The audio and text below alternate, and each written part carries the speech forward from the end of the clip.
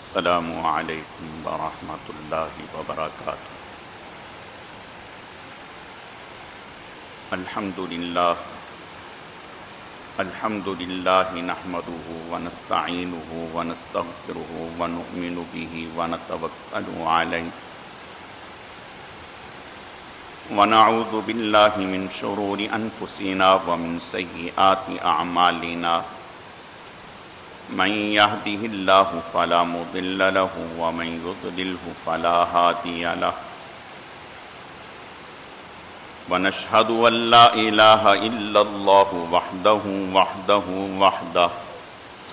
لا شريك له ولا نظير له ولا مثل له ولا مثال له، ونشهد أن سيدنا وسندنا وشفيعنا ومرشدنا ومولانا وملجانا محمد وبارك وسلم وصل عليه۔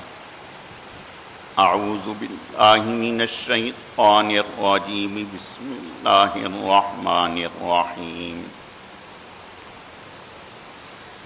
الخبيثات للخبيثين والخبيثون للخبيثات، والطيبات للطيبين والطيبون للطيبات۔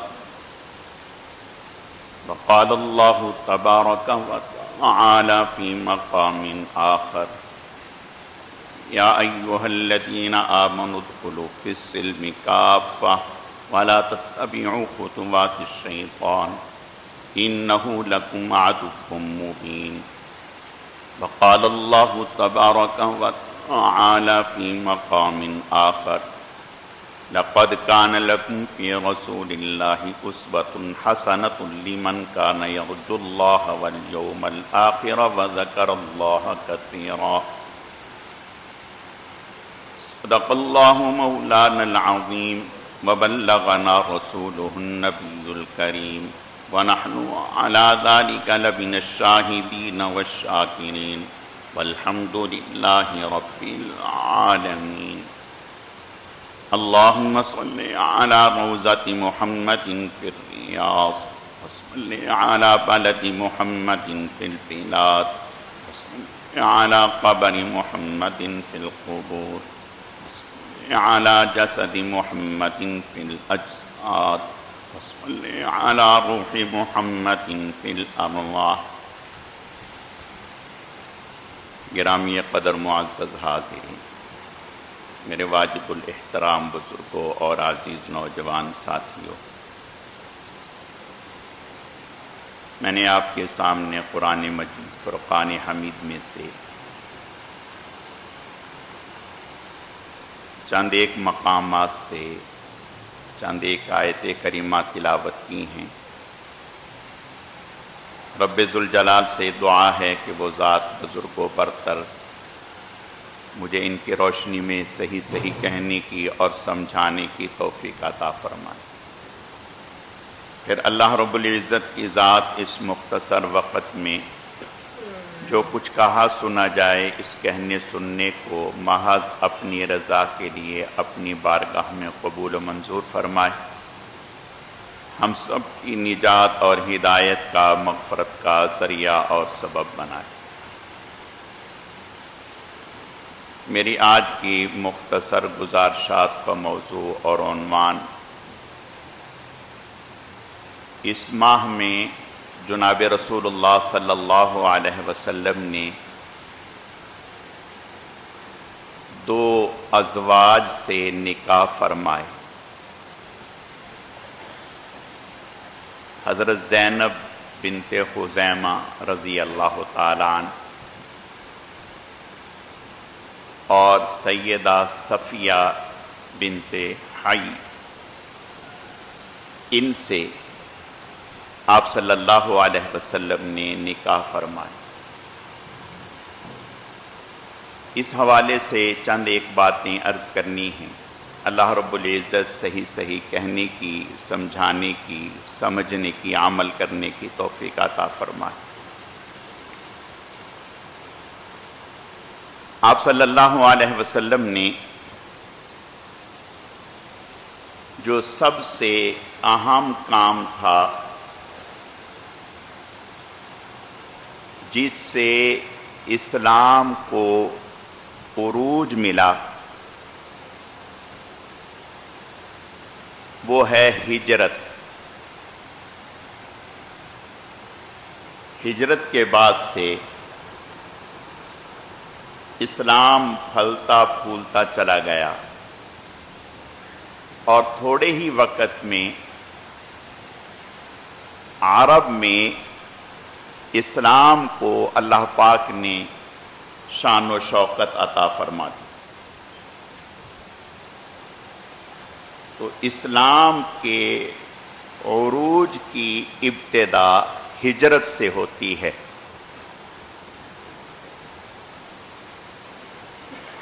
آپ صلی اللہ علیہ وسلم نے ہجرت کا سفر 27 ایک قول کے مطابق 25 یا 26 صفر المظفر سے آپ نے ہجرت شروع کی، یعنی آپ صلی اللہ علیہ وسلم اپنے گھر سے غار ثور میں 25 یا 26 کو آپ یہاں سے گھر سے نکلے اور 3 دن وہاں قیام فرمایا۔ 29 صفر کو آپ صلی اللہ علیہ وسلم نے سن 13 نبوی میں آپ صلی اللہ علیہ وسلم نے غار ثور سے مدینے کا سفر شروع فرمایا۔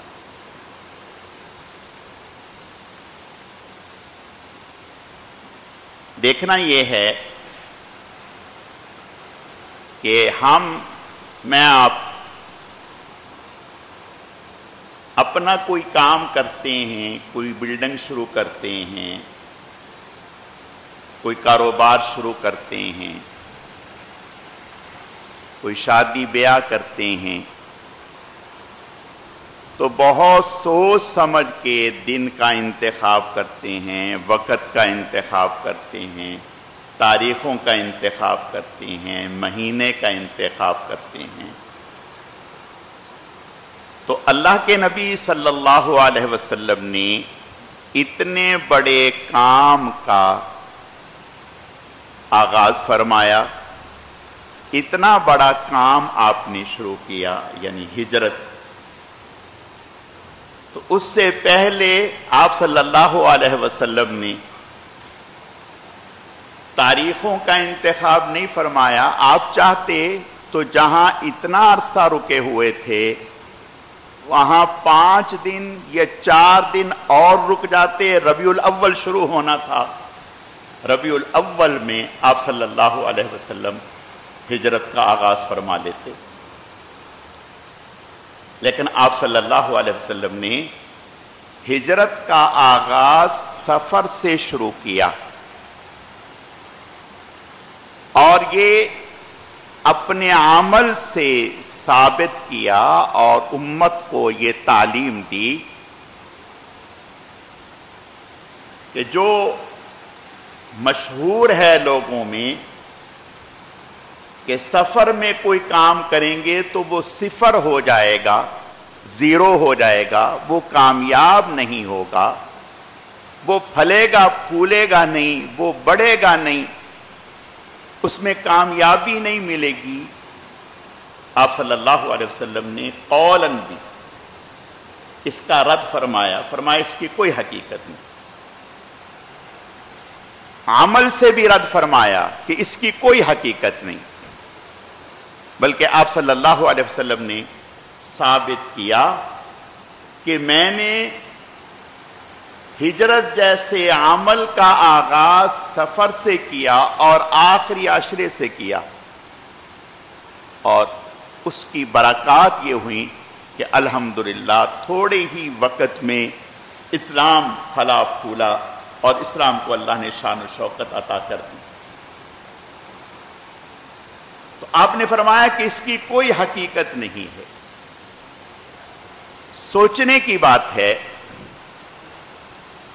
جو دین ہمیں یہ بتاتا ہے کہ اس وقت آپ نے نماز پڑھنی ہے، اس وقت نماز نہیں پڑھنی، اس وقت آپ نے سجدہ کرنا ہے، اس وقت آپ نے سجدہ نہیں کرنا۔ آپ دیکھیں زوال کے وقت میں اگر کوئی سرخ بتی جل رہی ہو، کوئی نماز پڑھنے لگے تو ہر بچہ، ہر بڑا، ہر بزرگ اسے روکتا ہے، نہیں بھی نہیں، ابھی نماز نہیں، ابھی نہیں پڑھیں گے۔ بھائی کیوں؟ اللہ کے نبی نے منع فرمایا ہے، اس وقت آپ نماز پڑھیں گے تو گناہگار ہوں گے، ثواب کی بجائے گناہ ہوگا اور نماز بھی نہیں ہوگی۔ جب سورج نکل رہا ہوتا ہے تو لال بتی جلتی ہے، جس سے عام آدمی کو پتہ چل جاتا ہے کہ اب نماز کا وقت ختم ہو گیا، اب میں نماز نہیں پڑھ سکتا۔ تو آپ سوچیں، جو شریعت ہمیں اس درجہ رہنمائی دے رہی ہے کہ اس وقت میں نماز پڑھ سکتے ہیں، اس وقت میں نہیں پڑھ سکتے، اس وقت میں سجدہ کر سکتے ہیں، اس وقت میں سجدہ نہیں کر سکتے۔ ان دنوں میں کینکریاں جمرات میں مار سکتے ہیں، ان دنوں میں کینکریاں نہیں مار سکتے۔ فلاں دن ایک شیطان کو کینکریاں مارنی ہیں، تینوں کو نہیں، دوسرے دن تینوں کو مارنی ہے، فلاں وقت میں مارنی ہے۔ تو آپ سوچیں، جو دین ہمیں یہ بتا رہا ہے کہ آپ نے کب سجدہ کرنا ہے، کب نہیں کرنا، کس وقت نماز پڑھیں گے تو مکروہ کہلائے گی، کس وقت نماز پڑھیں گے تو مکروہ نہیں کہلائے گی۔ طواف کرنا ہے تو کتنے چکر لگانے ہیں، کتنے نہیں لگانے، رمی کرنی ہے تو کس دن کس شیطان کی کرنی ہے، کتنے کینکر مارنے ہیں، شادی کرنی ہے تو کس عورت سے کرنی ہے، کس سے نہیں کرنی، ازدواجی نفع حاصل کرنا ہے تو کن دنوں میں کرنا ہے، کن دنوں میں نہیں کرنا۔ جو شریعت، جو دین میری آپ کی اتنی چیزوں میں یہاں تک رہنمائی کرے تو وہ دین ہمیں یہ نہیں بتائے گا کہ بھائی اس مہینے میں شادی کرنی ہے، اس مہینے میں نہیں کرنی، اس مہینے میں کامیابی ہوگی تو اس مہینے میں ناکامی ہوگی۔ پتہ چلا کہ یہ اپنی بنائی ہوئی باتیں ہیں، دین کی باتیں نہیں ہیں۔ دین تو الیوم اکملت لکم دینکم واتممت علیکم نعمتی ورضیت لکم الاسلام دینا۔ دین کو اللہ نے کامل اور مکمل کر دیا۔ اور پھر آپ صلی اللہ علیہ وسلم نے ہجرت اس مہینے میں کی، اپنے دو نکاح، دو شادیاں آپ صلی اللہ علیہ وسلم نے، سیدہ زینب رضی اللہ تعالی عنہ، سیدہ صفیہ رضی اللہ تعالی عنہ، ان سے نکاح اور شادی آپ صلی اللہ علیہ وسلم نے اس مہینے میں کی۔ ایک قول کے مطابق حضرت فاطمہ الزہرا رضی اللہ تعالی عنہا کا نکاح، تین قول آتے ہیں حضرت فاطمہ کے نکاح کے بارے میں، ایک ذی الحجہ کا ہے، ایک محرم کا، ایک قول سفر کا ہے کہ آپ صلی اللہ علیہ وسلم نے اپنی صاحبزادی حضرت فاطمہ الزہرا رضی اللہ تعالی عنہا کا نکاح سفر میں کیا۔ اب بتائیں، سفر میں نکاح اگر صحیح نہ ہوتا، منحوس ہوتا، شروع کیا جانے والا کام سفر سے صفر ہو جاتا، تو آپ صلی اللہ علیہ وسلم اپنی صاحبزادی کا نکاح کیوں کرتے، اپنا نکاح کیوں کرتے؟ حضرت صفیہ رضی اللہ تعالی عنہا، ان کے والد کا نام تھا،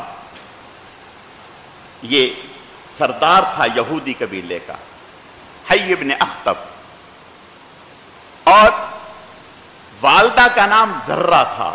والد قبیلہ بنو نذیر کا سردار تھا اور والدہ قبیلہ بنو نذیر کے سردار کی بیٹی تھی۔ آپ صلی اللہ علیہ وسلم جب ہجرت کر کے قباء میں تشریف لے گئے تو حضرت صفیہ رضی اللہ تعالی عنہ یہ اس وقت ابھی آپ کے حرم میں تشریف نہیں لائیں تھی. کہتی ہیں کہ جب آپ صلی اللہ علیہ وسلم ہجرت کر کے مدینہ منورہ تشریف لائے اور قباء میں پہنچے تو میرے والد اور میرے چچا صبح گھر سے نکلے اور آپ صلی اللہ علیہ وسلم سے ملاقات کی. شام کو جب اندھیرا ہو گیا تو والد اور چچا تھکے ہارے آئے. میں اپنے والد سے اور چچا سے ملاقات کے لیے گئی تو انہوں نے کوئی اچھے طریقے سے مجھ سے بات نہیں کی. افسردہ. میرے چچا نے والد سے پوچھا کیا یہ وہی ہیں یعنی جن سے ہم ملاقات کر کے آئے ہیں جناب رسول اللہ صلی اللہ علیہ وسلم یہ وہی ہیں اللہ تعالیٰ کے آخری نبی ہیں؟ تو میرے والد نے کہا جی ہاں یہ وہی ہیں اللہ کے آخری نبی ہی ہیں. تو میرے چچا نے والد سے کہا کہ آپ اپنے دل میں ان کے لیے کیا پاتے ہیں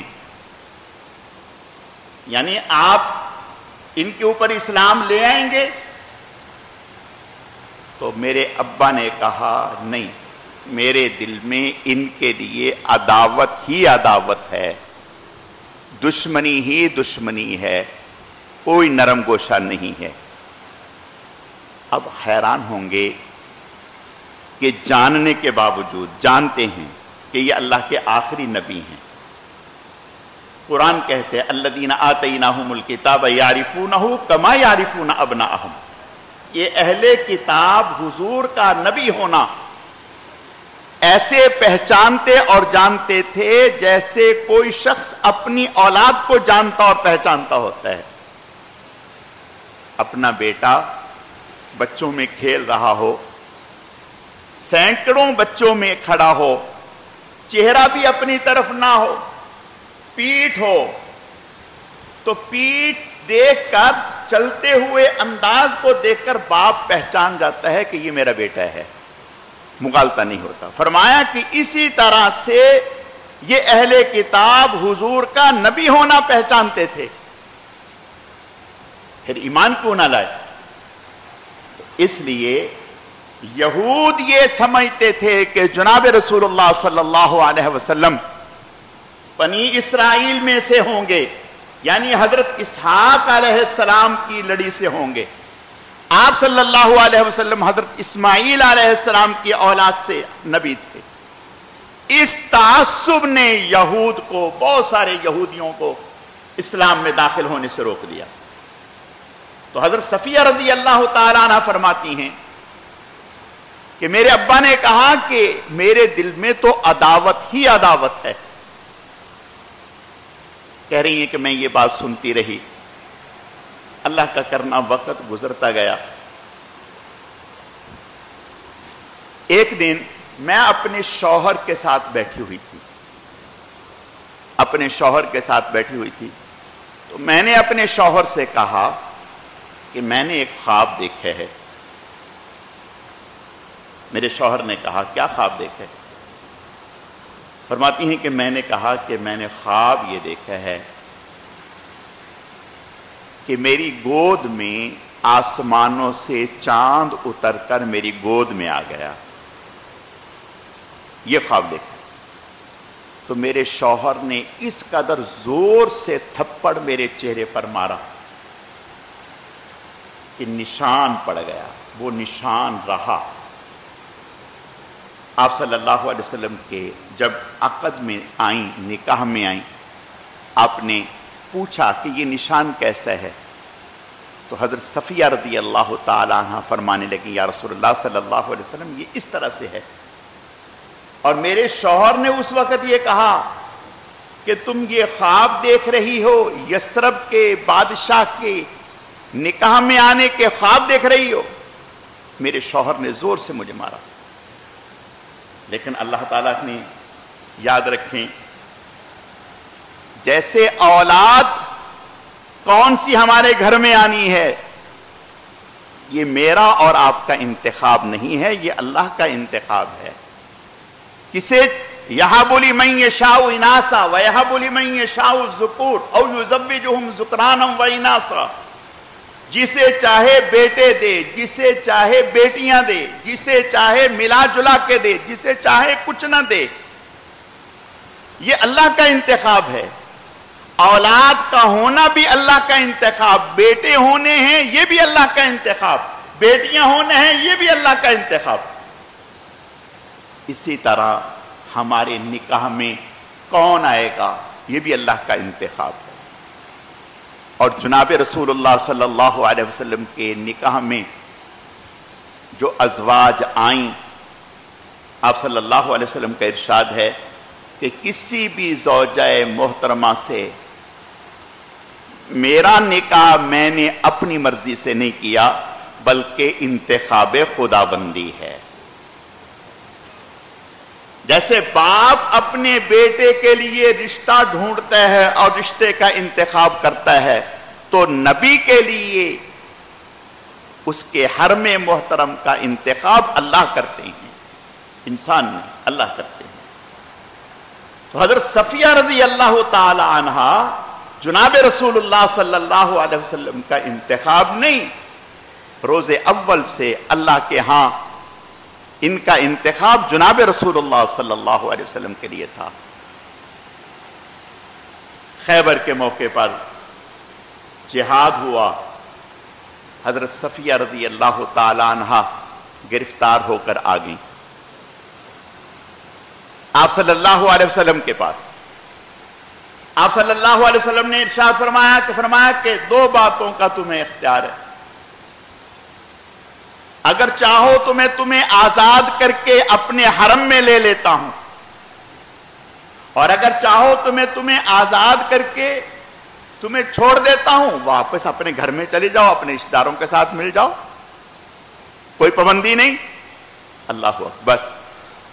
حضرت صفیہ رضی اللہ تعالی عنہ فرمانے لگی، یا رسول اللہ صلی اللہ علیہ وسلم، میں تو پہلے ہی آپ پر ایمان لا چکی، میں تو پہلے ہی آپ پر ایمان لا چکی، میں تو ان گھڑیوں کی منتظر تھی کہ کب وہ گھڑیاں آئیں گی کہ رب کریم مجھے آپ کی رفیقہ حیات ہونے کا شرف بخشیں گے۔ یا رسول اللہ صلی اللہ علیہ وسلم، میں آپ کو قبول کرتی ہوں۔ آپ صلی اللہ علیہ وسلم نے ان سے نکاح فرمایا۔ ازواج میں آپس میں اونچ نیچ ہوتی رہتی ہے۔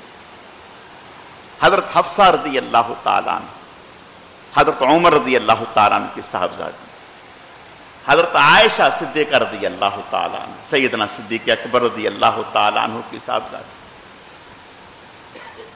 اللہ نے انہیں مقام عطا کیا تھا۔ ایک صدیق اکبر کی بیٹی تھی، ایک عمر بن خطاب کی بیٹی تھی۔